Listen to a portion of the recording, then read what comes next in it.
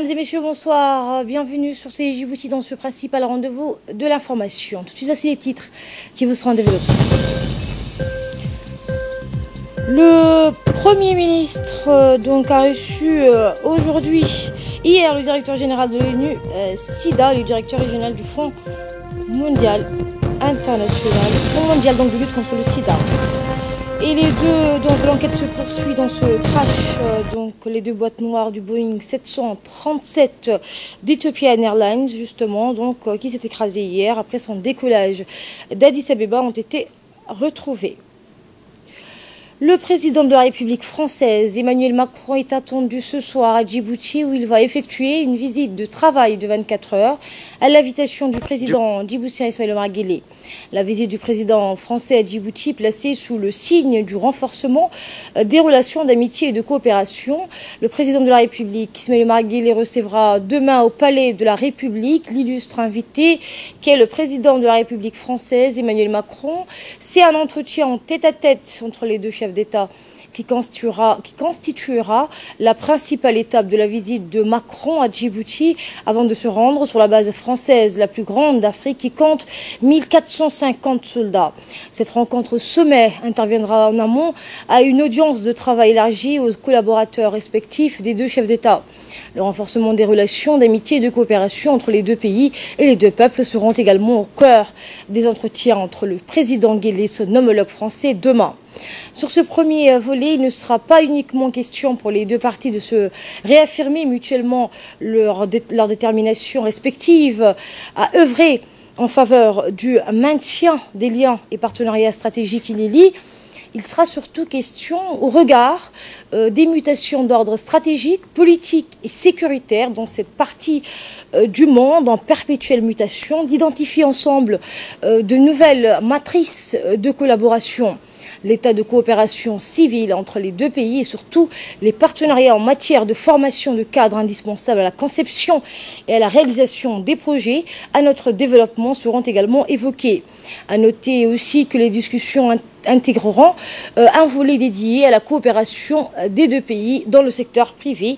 Il s'agit donc surtout là d'échanges sur les opportunités d'investissement qu'offre notre pays aux communautés d'affaires françaises. La logistique et le transport, les nouvelles technologies, de l'information, les énergies renouvelables sont entre autres des domaines prioritaires définis pour le développement djiboutien et au sujet desquels la France dispose d'une véritable expertise. Sous l'égide du président Guelleh, un accueil chaleureux sera réservé au chef d'État français ce soir à son arrivée à l'aéroport international de Djibouti.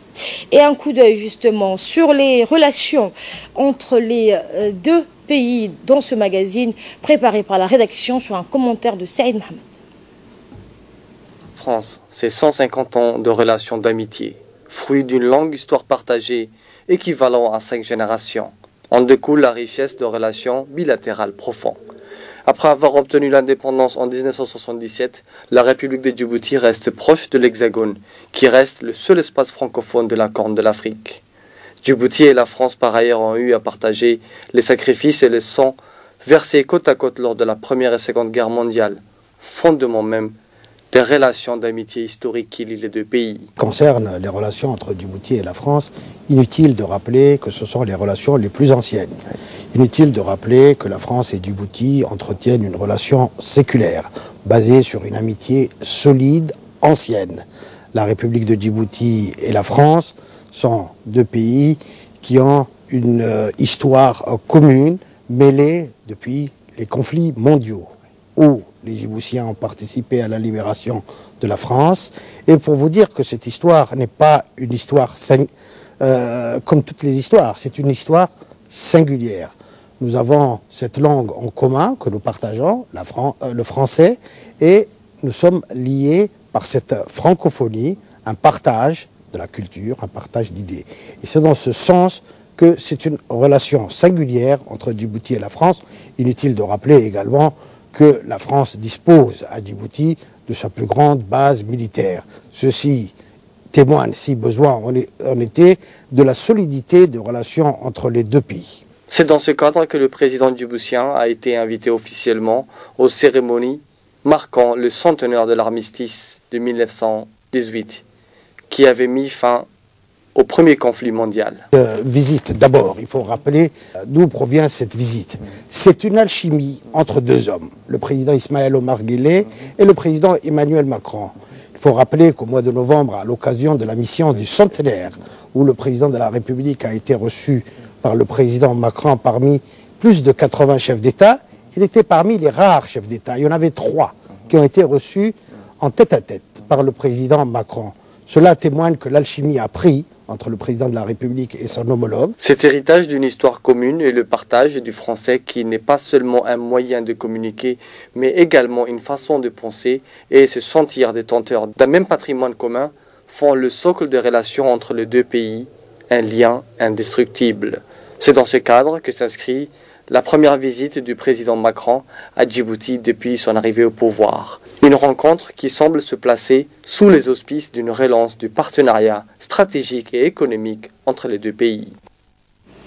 Je vous le disais en titre, le Premier ministre Abdelkader Kamel Mohamed a reçu hier Dr Raganian Gouroumurti, directeur régional de l'ONU-SIDA, le Dr Joseph Serutok, directeur régional du Fonds mondial de lutte contre le sida, le paludisme et la tuberculose.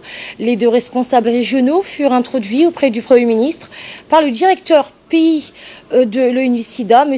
Farhad Hassan, et le directeur président du CCMI, M. Ahmed Saad Suldan. La rencontre s'est déroulée en présence des conseillers techniques du Premier ministre Ali Silay Hassan Mohamed Kamel, Dr Raganian Gouroumurti et son homologue du Fonds mondial de lutte contre le sida ont remercié le Premier ministre pour sa disponibilité et louent le leadership du Premier ministre en sa qualité de coordinateur principal de l'action gouvernementale. Djibouti ayant déployé d'importants efforts dans la riposte au VIH-Sida, le Premier ministre a souhaité la bienvenue à ses hôtes de marque et s'est dit heureux de l'excellent partenariat entre Djibouti et l'organisation onusienne, à laquelle il a réitéré la gratitude du gouvernement pour l'appui technique et financier qu'elle apporte dans la lutte contre cette pandémie. Les discussions par la suite porté sur les meilleures manières d'apporter une réponse, non pas uniquement médicale, mais aussi axée sur la prévention et les communautés. Cela passe par l'augmentation de la capacité au niveau des programmes en maximisant le financement, l'impact et l'appui. Le Premier ministre et les directeurs régionaux ont convenu de continuer à conjuguer efforts et compétences transversales avec un meilleur déploiement des ressources nécessaires afin donc d'éradiquer les 3 maladies que sont le sida, le paludisme et la tuberculose. Le Premier ministre Abdelkader Kamel Mohamed a reçu dans l'après-midi d'hier au salon d'honneur de la primature le directeur régional de l'OMS pour la Méditerranée orientale, Dr Ahmed Salim Al-Mandari, accompagné du représentant de l'OMS par intérim à Djibouti, Dr Ahmed Zouten. La rencontre s'est déroulée en présence des conseillers techniques du ministre. Les discussions entre les deux hommes ont porté essentiellement sur le plan d'action signé dans tous les 2 ans entre la République de Djibouti et l'EMRO, et couvrant les aspects programmatiques des priorités en santé identifiées conjointement par les autorités nationales et l'OMS. À ce propos, le Premier ministre a eu l'occasion de soumettre quelques points primordiaux au renforcement du système de santé, des capacités des cadres et des institutions grâce notamment à des missions d'experts, des formations et des stages pour le personnel de santé, tant au niveau national qu'international. L'appui au programme de lutte contre le paludisme et celui pour la transformation des hôpitaux généraux en centres hospitaliers universitaires furent les points le plus longuement abordés lors de cette rencontre. Dans l'actualité également, le ministre de la Défense chargé des relations avec le Parlement, Ali Hassan Bahdon, a reçu aujourd'hui l'ambassadeur du Japon et son Excellence Yonetani Koji, accompagné de l'attaché de défense auprès de l'ambassade du Japon, le capitaine de frégate Kakayuri Kubo. Outre le ministre de la Défense, a préparé cette réunion côté djiboutien le commandant Elias Abdoulaye Guelleh, chef de cabinet du ministère de la Défense. L'entretien entre le ministre et son hôte a porté sur les relations de coopération bilatérale et plus particulièrement sur le domaine de la défense. La discussion entre les deux hommes a également porté sur l'état des relations entre nos deux forces et notamment dans le soutien aux forces armées djiboutiennes dans le cadre du renforcement renforcement donc des capacités de réponse aux catastrophes naturelles, mais également dans le domaine de la formation. Dans le cadre de la Semaine nationale de la femme, le ministère de la Femme et de la Famille et l'UNFD, l'Union nationale des femmes djiboutiennes, avec le FNUAP, a organisé un atelier de vulgarisation du paquet de prestations de la cellule d'écoute et du protocole de référence en collaboration avec le FNUAP. C'était au siège de l'UNFD.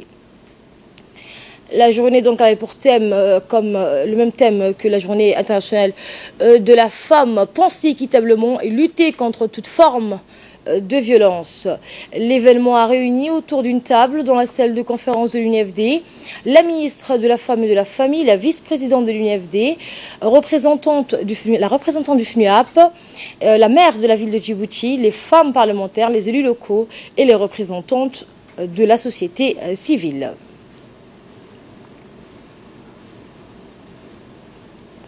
Tous les services disponibles pour les femmes qui en ont besoin. Le protocole signé serait en fait vide d'essence si en même temps, conjointement, d'autres activités telles que la cartographie des services existants, ainsi que des plans d'action sectoriels qui seraient destinés à remplir les lacunes ou les gaps qu'on a trouvés au sein des institutions en charge de la réponse à la lutte contre la violence des femmes. La vice-présidente de l'Union nationale des femmes djiboutiennes, Mme Hasna Ahmed Bilil, a rappelé que le président de la République a, dans son discours de la journée d'hier, de la journée internationale de la femme, des droits pour la femme, donc a bien dit, a-t-elle dit, que les femmes sont nos filles, nos sœurs, nos mères, nos conjointes, et nous ne tolérerons pas aucunement qu'elles soient malmenées et violentées. Eh bien, écoutons un extrait de son intervention. Je tiens d'abord à rendre hommage à tous ceux qui au quotidien s'engagent à travers leur travail pour restaurer chaque jour l'intégrité de la femme en luttant contre toute violence faite aux femmes. Sachant que les violences basées sur le genre est une violation de droits humains, celles-ci ne peuvent plus être banalisées et doivent être inacceptables dans notre société. Comme l'a si bien dit le président de la République, dans son discours de la journée d'hier, du 10 mars, les femmes sont nos filles, nos sœurs, nos conjointes, nos mères, et nous ne tolérons aucunement qu'elles soient malmenées ou violentées. Mesdames et messieurs, le protocole de référence est un document d'orientation sur le paquet de services essentiels visant à offrir et à garantir aux victimes de violences basées sur le genre une prise en charge rapide et de qualité.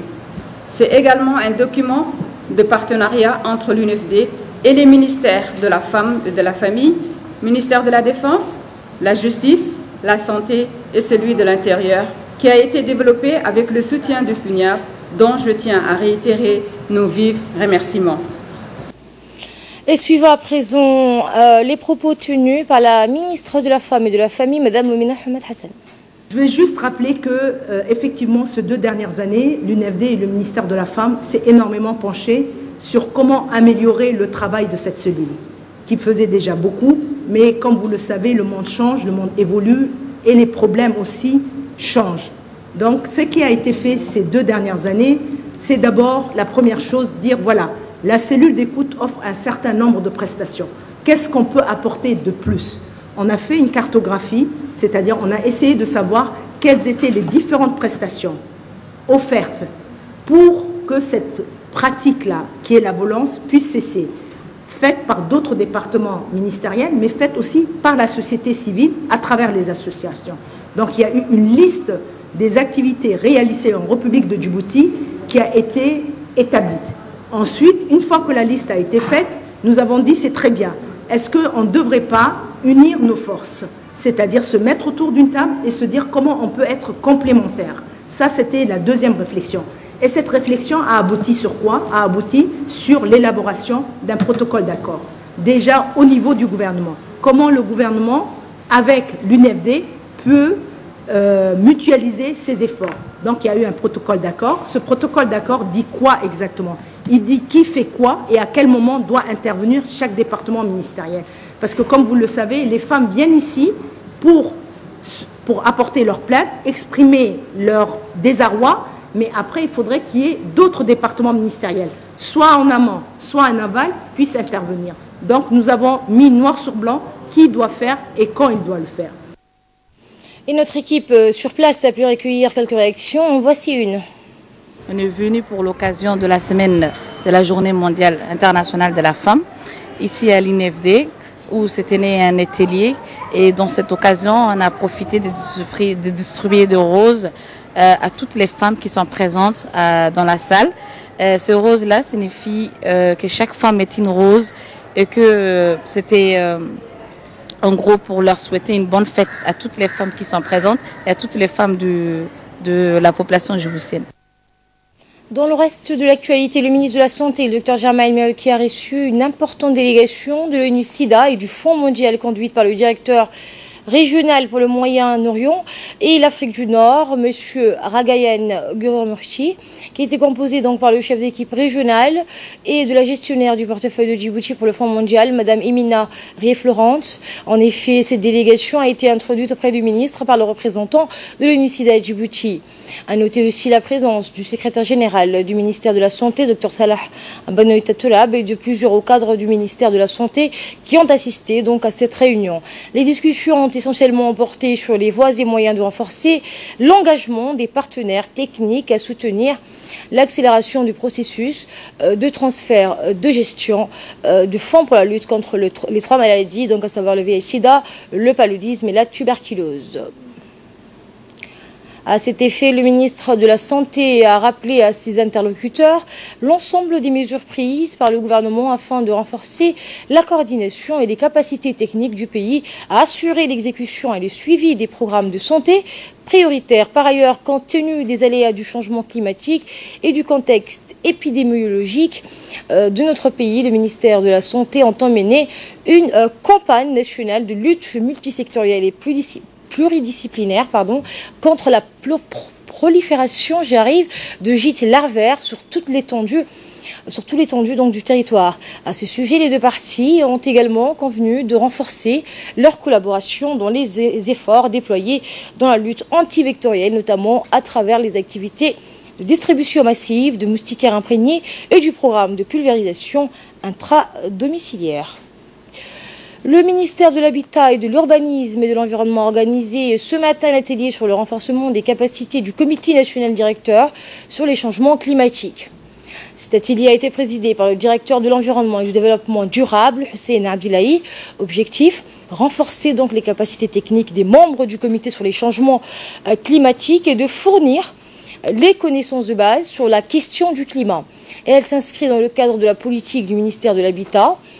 Et ce comité donc vise à renforcer la coordination des activités liées au changement climatique et de constituer une plateforme d'échange et de partage d'informations afin de faciliter la mobilisation des financements internationaux.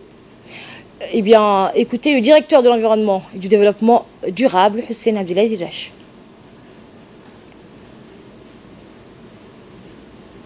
De ce fait, l'intégration de la dimension climatique dans nos politiques, stratégies, plans d'action, programmes et projets est devenue une priorité nationale et un besoin urgent.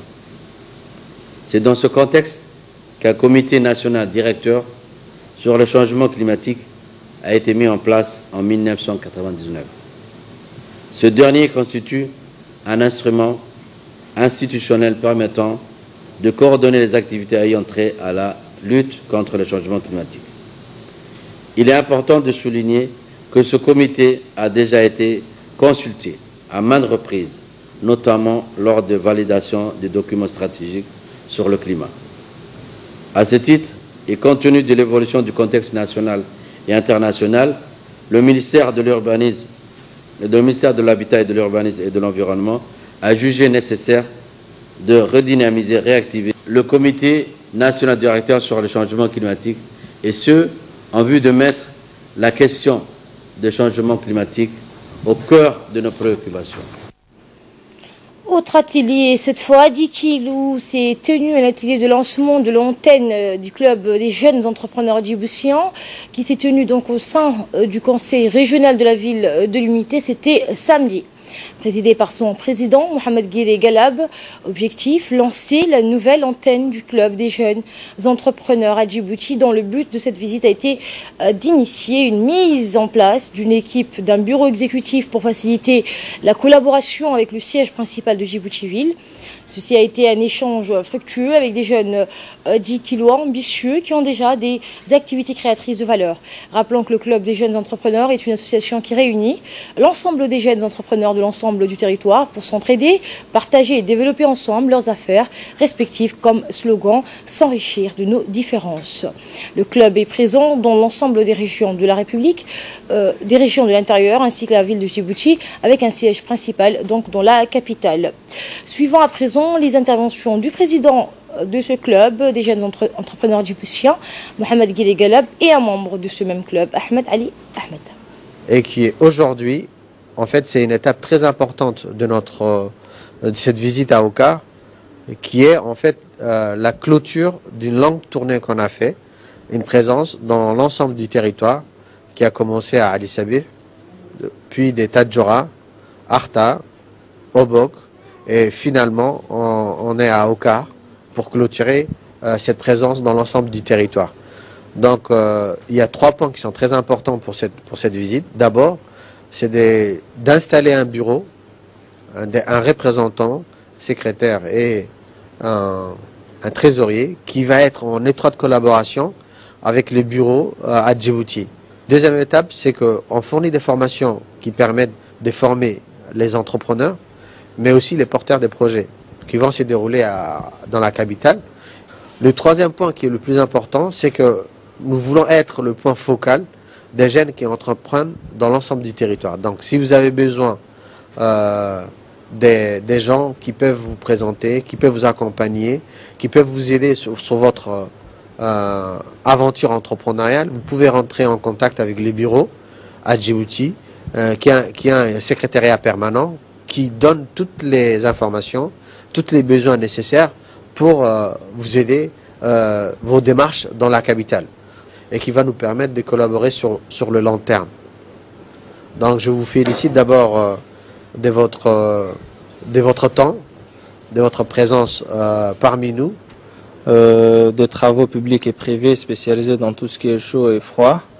Je fais partie des membres de CGED. On est venu se déplacer de la République jusqu'à ici pour participer à cet échange-là avec les jeunes, les futurs jeunes entrepreneurs ou les jeunes entrepreneurs qui ont déjà leur entreprise, à leur aider et leur soutenir aussi. Tout à fait autre chose dans le cadre de la lutte contre la contrebande sous toutes ses formes. Suite à des renseignements recoupés, les gendarmes de la brigade de sécurité routière d'Ouéa ont intercepté ce matin une voiture donc de marque Land Cruiser se dirigeant vers Djibouti-Ville au carrefour Arta-Ouéa. Au cours de la perquisition effectuée sur le véhicule en question, les gendarmes ont découvert un lot important de marchandises provenant de la contrebande. Et bien, à cet effet, les gendarmes ont saisi 8 cartons de cigarettes de marque Benson dont la valeur marchandise est estimée à 1 400 000 francs sur le marché de la capitale. Sur place, 2 individus dont le chauffeur ont été interpellés et placés en garde à vue. La totalité de la marchandise ainsi que le véhicule ayant servi au transport ont été saisis. Les auteurs présumés de cet acte de contrebande seront traduits devant la justice pour répondre de leurs actes. Par ailleurs, le haut commandement de la gendarmerie informe à la population que les gendarmes ne ménageront aucun effort, de jour comme de nuit, pour faire face à ce genre de trafic illicite qui porte gravement atteinte à l'économie nationale. Le ministère des Affaires étrangères et de la coopération internationale, donc à l'immense regret d'annoncer le décès de Rachad Farah, survenu donc hier dans le crash d'Ethiopian Airlines reliant Addis Abeba à Nairobi. La défunte, qui travaillait au sein de la Banque du commerce et du développement du COMESA, était la fille de Rachad Farah, ancien ambassadeur de Djibouti au Japon et en France. En cette douloureuse circonstance, le ministre des Affaires étrangères, Mohamed Ali Youssouf, le ministre en charge de la décentralisation, Hamadou Mohamed Alamis, l'ambassadeur de Djibouti au Japon, Ahmed Areta, l'ambassadeur de Djibouti en Allemagne, Aden Mohamed Ileta, l'ambassadeur de Djibouti en Éthiopie, Mohamed Idriss Farah s'associe à la peine de la famille et présente leurs sincères condoléances à leurs anciens collègues, à toute la famille ainsi qu'aux proches de la défunte, Rachad Falah, et prie Allah le Tout-Puissant de l'accueillir en son paradis. Inna lillahi wa inna ilayhi raji'un. Le ministre de l'équipement et des transports, Mohamed Abdelghadel Moussa, a dit qu'il a été informé du crash d'Ethiopian Airlines hier matin, a envoyé un message de condoléances à son homologue éthiopienne. C'est avec une profonde tristesse que j'ai appris la terrible nouvelle de la catastrophe aérienne qui a endeuillé la République de l'Éthiopie, sœur. Je tiens à vous présenter, a-t-il dit, en mon nom personnel, en celui de mon ministère, mes sentiments de condoléances et de sympathie en ces moments douloureux. Et les deux boîtes noires du Boeing 730 d'Ethiopian Airlines, justement, qui s'est écrasée hier après son décollage d'Addis Abeba, ont été retrouvées. L'une contient des enregistrements, des conversations à bord du cockpit, l'autre les données du vol. L'avion s'est écrasé hier, peu après son décollage d'Addis Abeba. Le pilote avait signalé auparavant des difficultés et demandé à faire demi-tour. C'est ce qu'a déclaré le PDG d'Ethiopian Airlines. Depuis la catastrophe, l'Ethiopian Airlines a pris la décision donc de clouer au sol sa flotte. Il s'agit du second crash en un peu plus de 4 mois, impliquant le modèle le plus récent du Boeing 737, l'avion de ligne le plus vendu au monde. Et on dénombre parmi les 157 personnes décédées, 32 Kenyans, 18 Canadiens, 9 Éthiopiens, 9 Français, 8 Italiens, 8 Chinois, 8 Américains, 7 Britanniques, 6 Égyptiens, 5 Allemands, 4 Slovaques, 4 Indiens, 3 Autrichiens, 3 Suédois, 3 Russes, 2 Espagnols, 2 Polonais, 2 Marocains, 2 Israéliens. Djibouti, le Mozambique, le Rwanda, le Soudan, la Somalie, le Togo, l'Ouganda, le Nigeria, la Belgique, l'Irlande, la Norvège, la Serbie, l'Indonésie, le Népal, l'Arabie Saoudite et le Yémen ont tous perdu un ressortissant. Et c'est sur ce point que se referme cette édition. Merci à vous de l'avoir suivi. Très bonne suite de programme sur Télé Djibouti.